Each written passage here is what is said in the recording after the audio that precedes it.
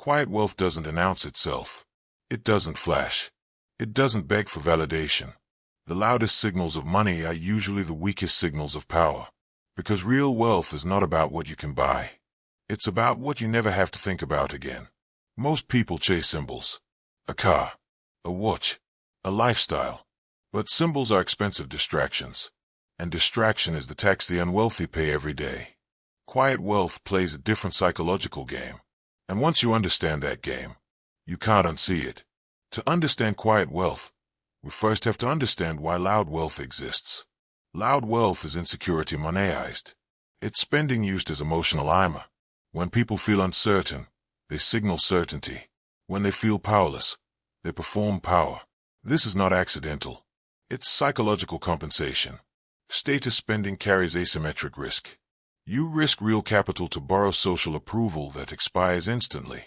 Quiet wealth avoids that trap. It doesn't need witnesses. It doesn't require applause. Because quiet wealth understands something most people don't. Money is leverage, not identity. The moment money becomes identity, you lose control of it. And control is the entire point of wealth. So let's talk about what control actually looks like. Control is optionality, not luxury. Luxury is consumption. Optionality is freedom. Quiet wealth maximizes capital velocity, not visibility.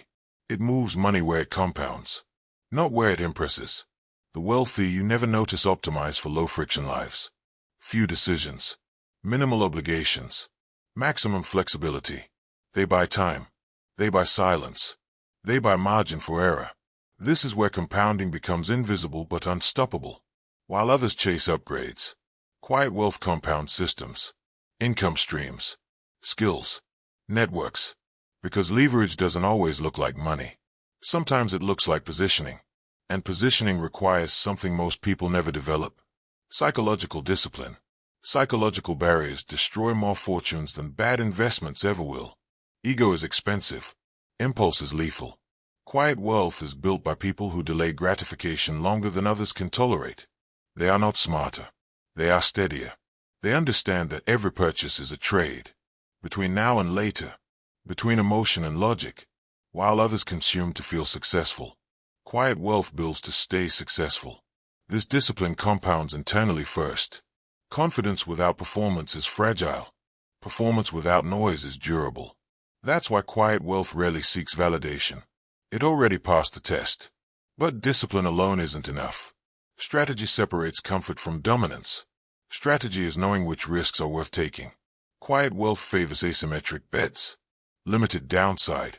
Unlimited upside. They don't gamble. They structure.